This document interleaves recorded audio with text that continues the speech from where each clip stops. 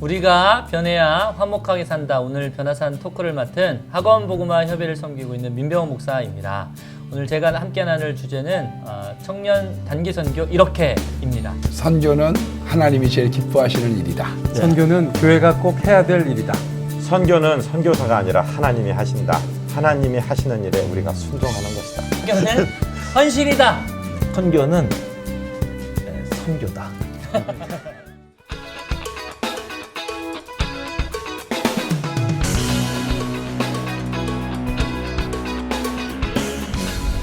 제가 섬기는 교회뿐만 아니라 여름과 겨울이 되면 한국교회 많은 교회에서 해외 단기 선교여행을 가져 복음에 빚진 마음으로 아직 복음을 듣지 못한 수많은 사람들에게 복음을 전하는 일은 참으로 귀한 일이라고 생각합니다. 하지만 자칫 잘못하다 보면 위험에 빠질 수도 있고요. 문화적 이해가 부족해서 현지에서 어려움을 당할 수도 있습니다. 따라서 철저한 사전 준비와 교육이 무엇보다도 필요하다고 생각합니다.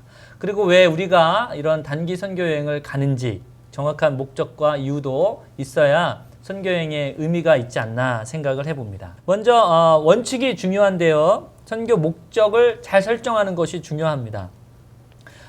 비전 트립인지 아니면 거기 가서 현재 어떤 영적인 리서치를 조사해서 선교사님에게 도울 건지 아니면 현지에 있는 선교사님들의 어떤 사역을 협력하고 또 도와서 뭐 교회를 건물을 짓는다든가 이런 사역을 할 건지 이런 방향이 되게 중요하더라고요. 한 번은 제가 우리 어느 나라로 단기 선교를 데리고 갔는데 저희들이 한 일주일 동안 일만 하다가 왔거든요. 근데 사실 저희들이 거기 가서 일만 하지 않기로 했습니다. 문화 탐방도 좀 있었고요. 또 여러 가지가 있었는데 일주일 동안 뭐 일만 하니까 멤버들이 너무 힘들어 하더라고요. 그래서 밤마다 기도하면서 우리 형제자매들을 위로해 준 적이 있습니다. 그래서 목적이 좀 약간 정확하지 않아서 그런 문제가 있었던 경험이 있습니다.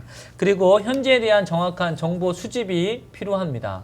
가고자 하는 나라가 정해지면 그 현지에 대한 정확한 정보가 필요하고요. 제일 중요한 부분을 말씀드리고 싶은데 교육훈련이 꼭 필요하다고 생각합니다. 예를 들면 뭐 여름에 선교를 간다 하면 그냥 뭐 얼마만큼만 준비하고 뭐 열흘 일주일 정도만 실질적인 가는 것만 준비하고 선교여행을 가는 경우가 많은데 그것보다는 최소 몇 주의 그런 강의와 또 교육을 통해서 충분히 선교지에 대한 이해와 정보 그리고 훈련이 필요하다고 생각합니다. 그 훈련에는 여러 가지 방법이 있을 것 같은데요. 첫 번째는 선교 중요성에 대한 필요성, 그거에 대한 교육이 꼭 필요하다고 생각을 하고요. 그 지역 거민의 어떤 영혼이 소중해져야 우리가 선교에 참여하는 의미가 있지 않나 싶습니다. 두 번째는 관계 훈련이 꼭 필요합니다.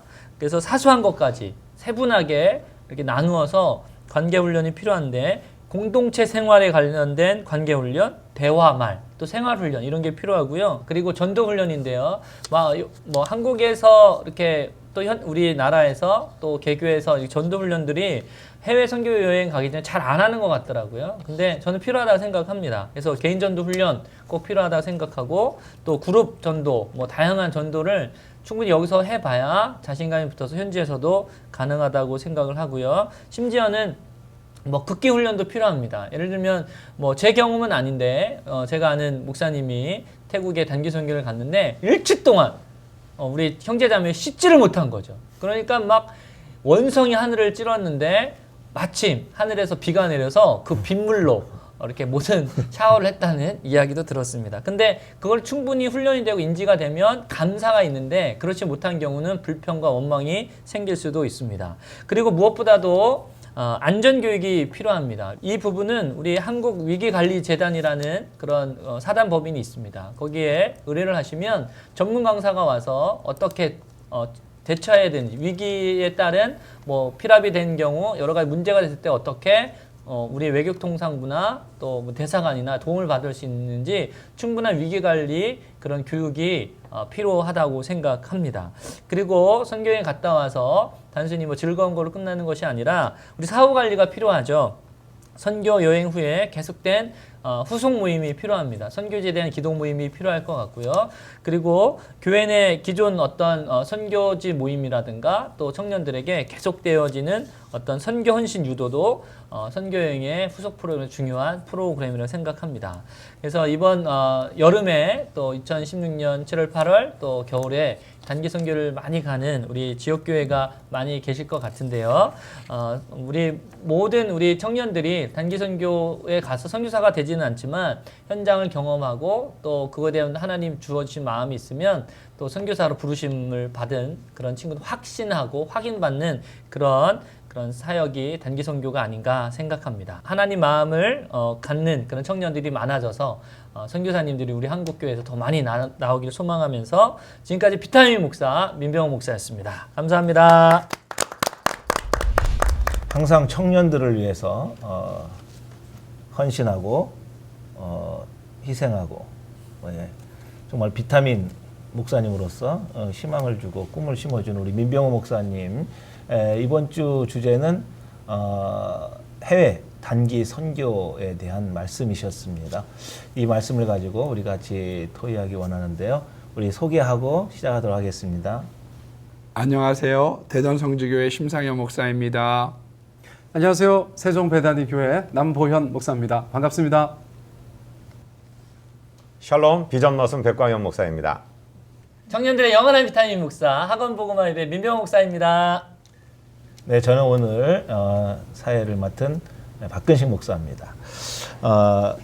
우리 국내 전도도 중요하고요. 네, 정말 국내에서 우리 젊은이 사역을 하면서 어찌 보면은 선교를 다녀와서 청년들이 오히려 더 신앙이 더 깊어지고 하나님을 만나는 그런 사례가 많을 거라고 생각이 되는데요.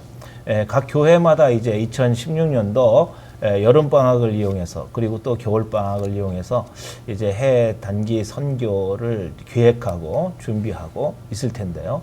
이에 대해서 우리 목사님들의 어떤 고언을 듣도록 하겠습니다. 우리 심상희 목사님, 혹시 그 해외 선교, 단기 선교 했던 경험이나 교회에서 겪었던 그런 경험담을 말씀해 주시면 고맙겠습니다. 저 같은 경우는 청년 때 그 해외여행 자유가 없었어요. 예. 그렇기 때문에 나가지 못했습니다. 그러다가 제가 30세가 되던 해에 처음으로 그게 풀렸어요. 30세 이상만 나갈 수 있다. 예. 그래서 저희 집사람이 그때 7살이었기 때문에 못 나갔습니다. 신혼여행을. 예, 못 나갔어요. 예, 두 사람 다가 넘어야지 되던 그런 시대였고, 제 기억으로는 1993년도, 2년도 그때 아줌마 부대들, 예, 해외 나가기 시작하면서 아마 여행 자유화가 시작이 되고 교회들마다 그런 것에 편승이 되어져서 나가게 되지 않았나 싶어지고요. 그 이후에 이제 교회들마다 선교 파송을 하게 될 때에는 저는 주로 보냈고 저는 사실 안 갔습니다. 한 번 갔어요. 몽골 선교 한 번만 갔는데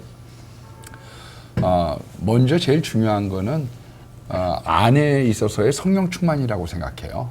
왜냐하면 사도행전의 역사가 예배와 말씀으로 먼저 무장이 되고 난 다음에 흩어졌던 것이기 때문에 그래서 먼저 나가는 사람들이 거기에 대한 충분한 준비 그리고 간단한 인사말 같은 것을 미리 공부하고서 나가는 게 참 중요하거든요.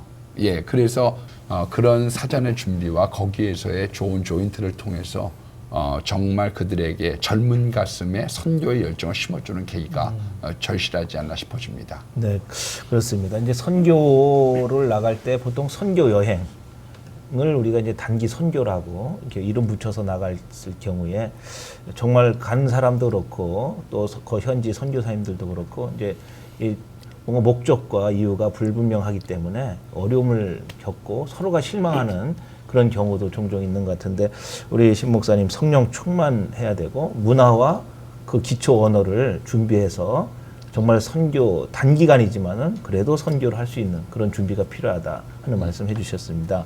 우리 남 목사님 예, 단기 선교 여행이 있으실 텐데요. 네네네. 또 거기에 대한 경험담을 쫙 아니 뭐 지금 뭐 우리의 뭐 토크의 쫙 달인 해야 되나요? 네, 쫙 이제 해주시면 고맙겠습니다. 아니 생각나는 건 이제 문화에 대한 거예요. 예. 이제 단기 선교하고 이제 아까 말씀하신 대로 이제 사역은 이제 끝내고 끝내고. 이제 좀 이제 문화 탐방. 문화 탐방을 좀 하는데 저희 인솔하신 분이 잠깐 자리를 비우셨어요. 그러니까 인솔자가 없으니까 이제 다들 조금 이제 긴장하고 있는데 식당이었습니다. 식당인데 이제 전혀 배부르지 않은 음식이 나왔어요. 근데 이거를 주문한 인솔자가 없는 거예요. 그러니까 저희 중에 제일 선배 되시는 분이 아니 지금 이거 먹고 오늘 우리가 버텨야 되냐고 차에 가서 다 가져와. 이래가지고 차에 가가지고 캔이며 사발면이며 고추장. 뭐 별의별 거 다 가져와가지고 식당에서. 다 먹었어요. 그랬더니 그때부터 이제 메인 디쉬가 나오는 거예요.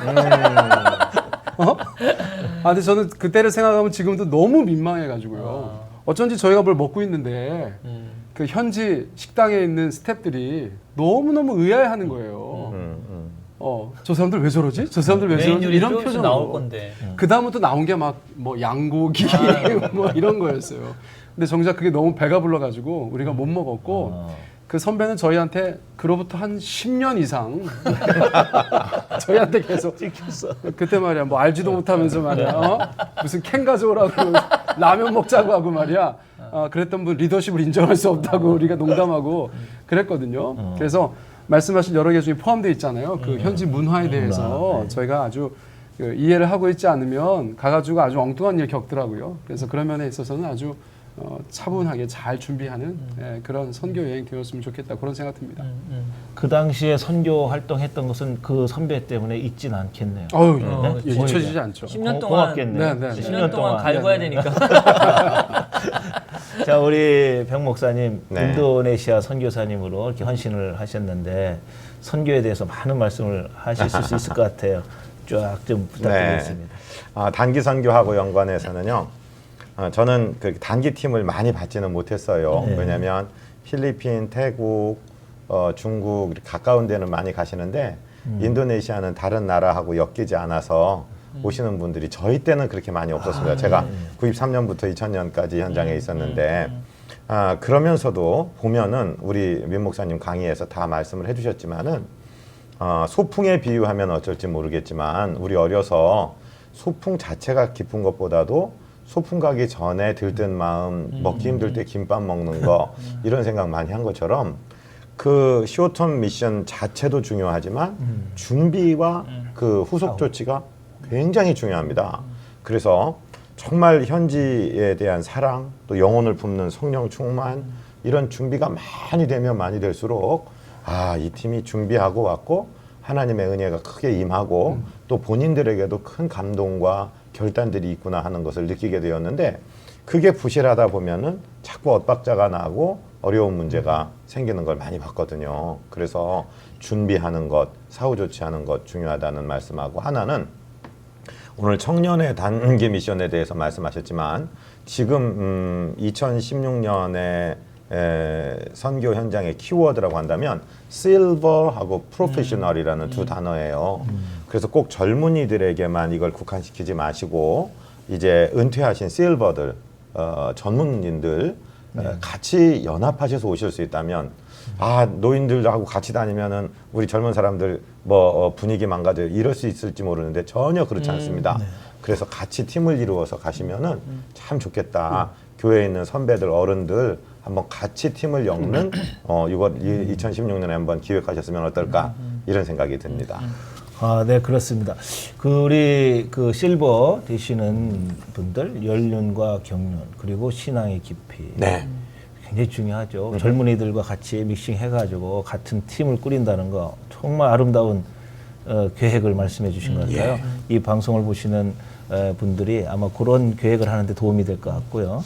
자, 그러면 우리 민 목사님 청년 단기 선교 특허를 준비하시면서 정말 꼭 청년들에게 이렇게 이런 선교가 됐으면 좋겠다 하는 더 강조하고 싶은 내용 있으실까요?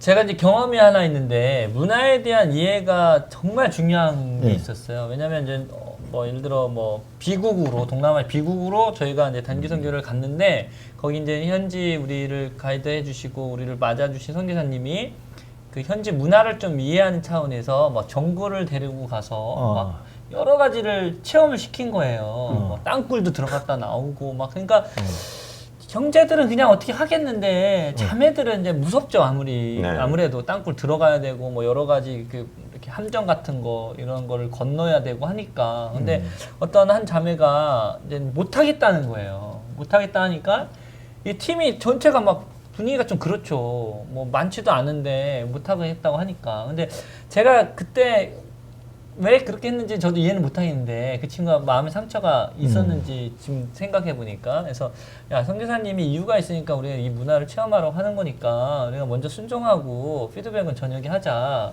달랬는데도 안 됐더라 그래갖고 제가 우욱하는 마음으로 그러면 안 되는데 제가 지난번에 그걸 잘 생각했어야 되는데 욱하는 마음으로 그러면 한국 가라 다시 왜 그것도 안 하는 말도 안 듣고 뭐라 선교행 왔어 이렇게 제가 한번 화를 낸 적이 있거든요.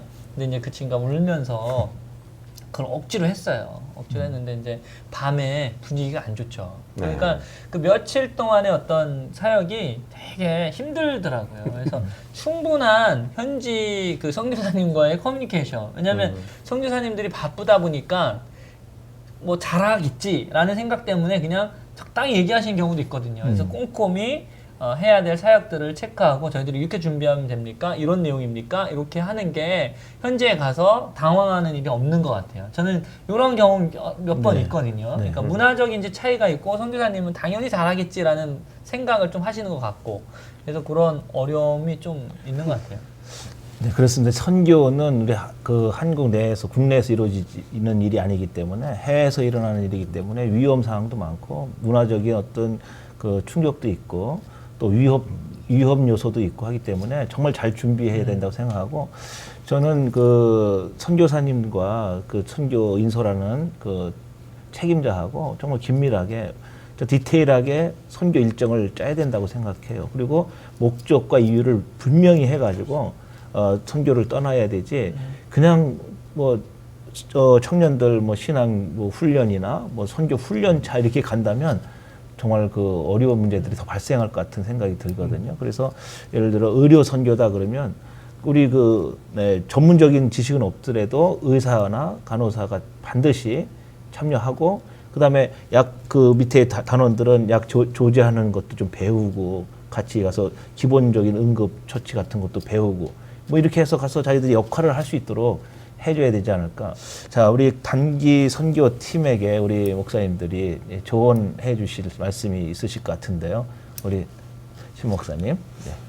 저는 그 청년들을 보내고 난 다음에 교회적으로 좀 후원 기도를 해줬으면 좋겠습니다.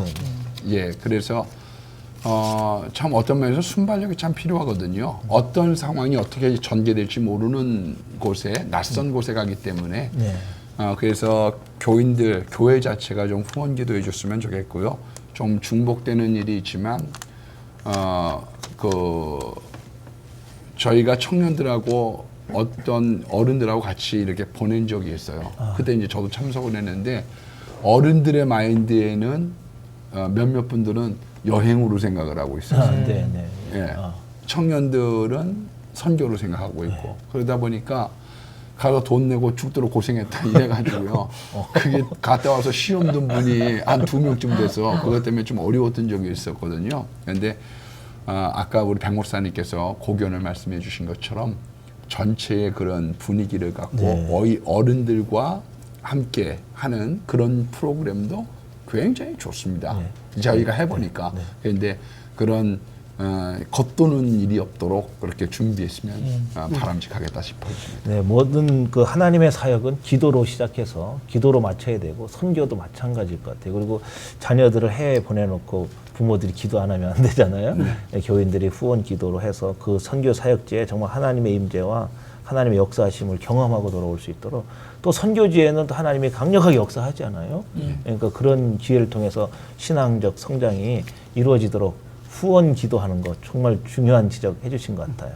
네, 우리 남 목사님 어떻습니까? 제가 이제 얼마 전 방송에서 제 집에 수족관이 있었다 네, 말씀드렸었어요. 네. 그 사람들이 보통 이제 집에서 물고기 키우면 관상어라고 합니다. 관상. 자기가 보겠다는 거죠. 식물 갖다 놓고 이제 뭐 관상용이다 이렇게 얘기하잖아요. 근데 저는 마음 자세가 다릅니다. 식용입니까?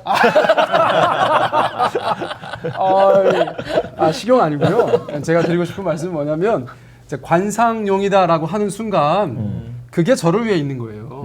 근데 저는 그렇지 않습니다. 그 친구를 제가 잘 키우고 싶고 잘 살리고 싶고 지금 이렇게 자연에 없고 여기 수족관 안에 갇혀 있는데 있으니까. 최대한 살기 좋은 그런 환경을. 환경을 만들어주자. 막 사명감을 가지고 얼마나 잘 되는지 몰라요. 뭐 남의 집에서 안 되는 물고기가 저희 집에만 오면 막 활화가 됩니다.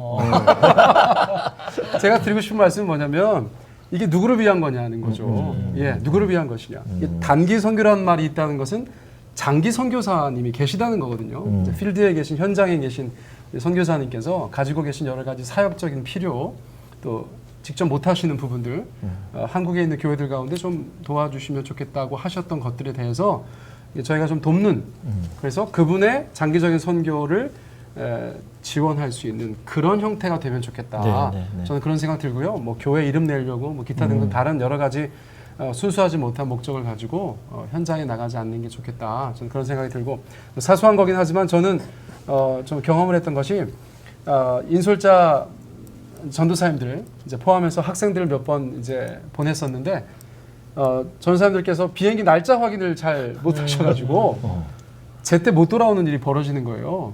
그런 일이 한두 번 있었어요. 뭐 학부모들은 난리가 나죠. 예, 그래서 아까 말씀한 것처럼 잘 준비해서 현지에 가가지고 성공적으로 잘 단기 선교 마치고 잘 돌아오면 되는데 그 사실은 큰 거 아닌데 그것 때문에 굉장히 어려움이 있고 그 이후에 그 다음번 단기 선교를 추진할 때 여러 가지로 좀 부정적인 일들이 일어나더라고요. 그래서 그런 면에 있어서는 사소한 것까지 좀 꼼꼼하게 보면 좋겠다. 예, 이 생각합니다. 그렇습니다. 단기 선교는 정말 장기 선교사님의 그 돕는 일들을 주목적으로 해야 하고 또 그 좋은 영향을 미칠 수 있도록 준비도 많이 해야 되는데 오히려 날짜도 잘 확인도 안 하고 인솔자가 그러면 여러 가지 부작용이 많이 일어날 텐데요.